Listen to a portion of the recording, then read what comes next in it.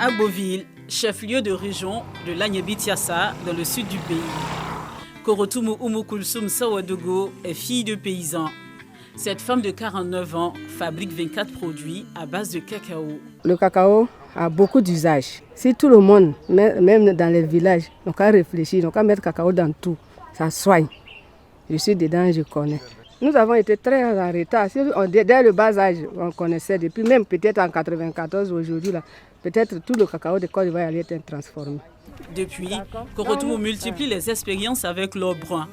Enjeu important pour la Côte d'Ivoire qui en est le premier producteur mondial avec 40% du marché et représente 10% du PIB ivoirien et 40% des recettes d'exportation. Tout ce qui a trait au cacao et ses dérivés intéresse Korotumu. C'est dans ce jardin, non loin de sa maison, qu'elle bichonne ses plants de cacao, des pépinières de cacaoyers bio qu'elle revend aux planteurs. D'autres même négocient 75, 100 francs, je donne parce que comme je fais, bon c'est l'expérience tout juste, je ne les arrose pas avec les choses, comment on appelle, les produits phyto. Je prends souvent huile de Nîmes, même j'ai fait l'expérience avec pâte de cacao là. Quand j'ai fini l'eau là, je suis venu, j'ai posé ça là même, c'est ce que j'ai pris pour arroser. J'ai fait tout bio. Cacao est bio. La cinquantenaire va au-delà de la culture du cacao. Elle fait de la transformation depuis maintenant 2 ans, après une formation de base auprès d'un chocolatier en 2019. On fait le beurre de cacao, qui est premier. On prend la pâte obtenue pour faire un peu de savon. On sèche la pâte pour faire le sombara, ce qu'on appelle la masse. Il est non gras. On a enlevé le beurre et puis on a commis. Donc ça peut aider les diabétiques. Les recettes de Dame Sawadogo attirent la curiosité d'autres femmes qui viennent apprendre à faire le caramel de cacao au djem-djem, spécialité de Korotumu. Je suis arrivée chez ma soeur Korotumu. J'ai vu qu'elle a commencé à transformer le cacao à autre chose. Ça m'a donné le courage d'apprendre avec elle. Parce qu'à la longue, ça pourra vraiment nous aider. J'ai été comptable de formation. Je découvre le cacao en fait.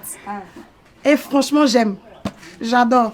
Tout ce savoir-là me permet de pouvoir me débrouiller aussi seule. Et c'est dans cette bonne ambiance que ces femmes se mettent à la tâche en couvrant des loges, celles auprès de qui elles sont venues acquérir le savoir en matière de caramélisation du cacao. Cette activité permet à de nombreuses femmes de la ville d'Agboville de se prendre en charge, en clé, d'être autonomes. L'entrepreneuriat féminin en plein essor de la région de l'Agnébitiassa. Korotumu Sawadogo, quant à elle, reçoit déjà ses commandes. Tu as trouvé ça comment?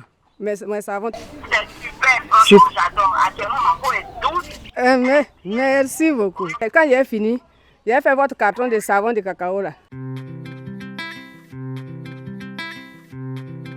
Je vais au magasin, vers le magasin pour aller exposer. D'accord, on cherche à toi. Merci. Que Dieu t'accompagne.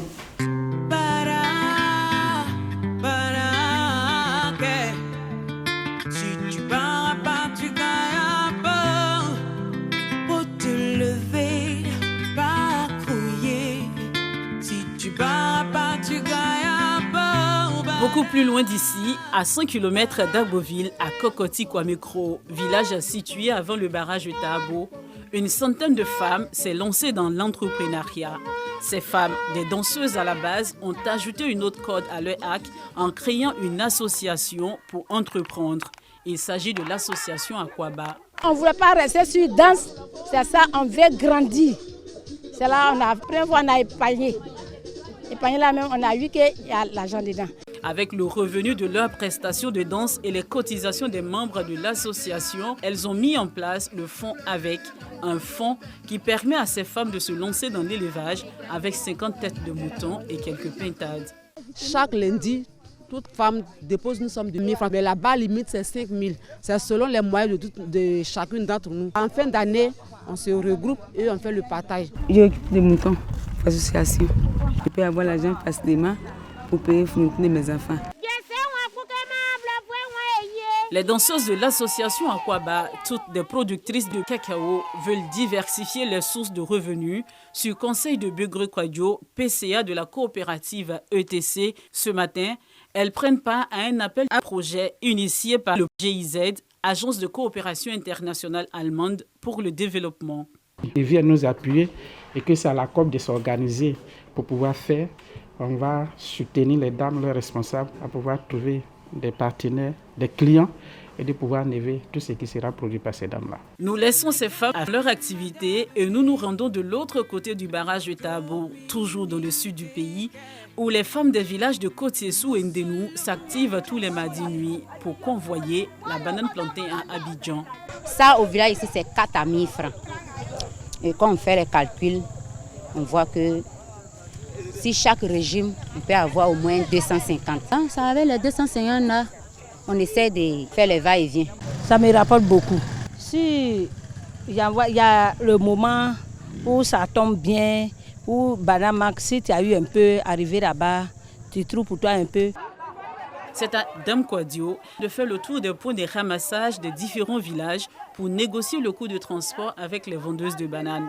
Des vendeuses de bananes à pied d'œuvre de 18h à 6h du matin et du départ de leur camion. Elles prennent le cas, c'est moi qui convoie le camion. Arrivé là-bas, on décharge, chacune vend pour elle. Maintenant, quand elle finit de vendre, elle me paye. Et puis moi aussi, je paye le camion.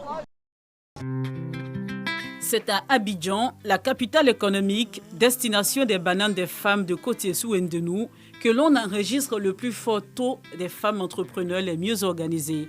Nous avons rencontré l'une d'elles dans la commune de Koumassi au quartier Prodomo. Gisèle Sali Dago. Il lui a fallu 2 ans pour mettre en place son projet de transformation de purée de légumes. Une solution qu'elle veut rapide pour la cuisine. À la production, on va jusqu'à 500 boîtes minimum. Mais ça dépend vraiment de la réaction du marché. Dans la commune de Cocody, nous retrouvons Ida Koulibaly, une autre femme entrepreneur qui commercialise des produits locaux, poudre de grains de néré appelé soumara et du beurre de karité. Passer à l'industrialisation reste le défi majeur de l'entrepreneuriat féminin, mais pas que. Ces femmes ont aussi du mal à écouler leurs produits. Des difficultés auxquelles Rokia Toussaka, entrepreneur dans le digital, a trouvé des solutions.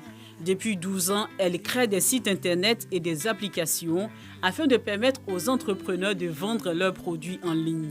Ce qui lui a valu cette année de décrocher le prix d'excellence de la meilleure initiative féminine du numérique. Nous avons des applications de paiement en ligne que les entrepreneurs utilisent pour vendre en ligne par mobile money dans plusieurs pays. J'ai également mis en place un incubateur pour aider et former les femmes parce que je suis convaincue que le digital et Internet est une réelle opportunité pour les femmes. Pour booster l'entrepreneuriat féminin partout dans le monde, l'Assemblée générale des Nations unies a institué la Journée internationale de l'entrepreneuriat féminin, célébrée chaque 18 novembre. En Côte d'Ivoire, la première édition de cette journée s'est présentée aux femmes comme une opportunité en vue de donner plus de visibilité à leurs idées et créations par des panels, rencontres et expositions-ventes au cours desquelles nous avons retrouvé Korotou Moussa Wadogo de la ville d'Abouville et bien d'autres femmes. Occasion pour Nassine Batouré, ministre de la Femme, de la Famille et de l'Enfant, de rassurer les femmes entrepreneurs. 15% des entreprises sont détenues par les femmes et les entreprises appartenant aux femmes enregistrent en moyenne des bénéfices mensuels inférieurs à 38% aux bénéfices des entreprises appartenant aux hommes. C'est donc un puissant levier à activer pour favoriser la production de richesses et le bien-être social. La Côte d'Ivoire compte plus de 10 millions de femmes selon le recensement général de la population et de l'habitat réalisé en 2014 par l'Institut national de la statistique. Une population féminine appelée à être autonome et à jouer son rôle dans la société. Elles sont nombreuses en Côte d'Ivoire, ces femmes entrepreneurs. Elles sont plus présentes dans l'agro-transformation avec 51%, 33% dans le commerce et 4% dans le BTP et la technologie. Le constat est clair, les femmes entrepreneurs ivoiriennes sont beaucoup plus dans le secteur informel. 64% de celles qui sont dans le formel ont vu leur entreprise fermer depuis la crise sanitaire liée à la maladie à coronavirus. Mais l'environnement reste tout de même favorable pour l'entrepreneuriat féminin dans un monde en pleine mutation vers l'égalité des sexes et le libre-échange. Les femmes disposent également de l'appui des organismes internationaux et nationaux tels que le Fonds Femmes et Développement logé au sein du ministère de la Femme, de la Famille et de l'Enfant et du FAFSI, Fonds d'appui aux femmes de Côte d'Ivoire, initié par la première dame Dominique Ouattara. À ce jour, 260 000 femmes sont impactées par le FAFSI en 9 ans d'existence.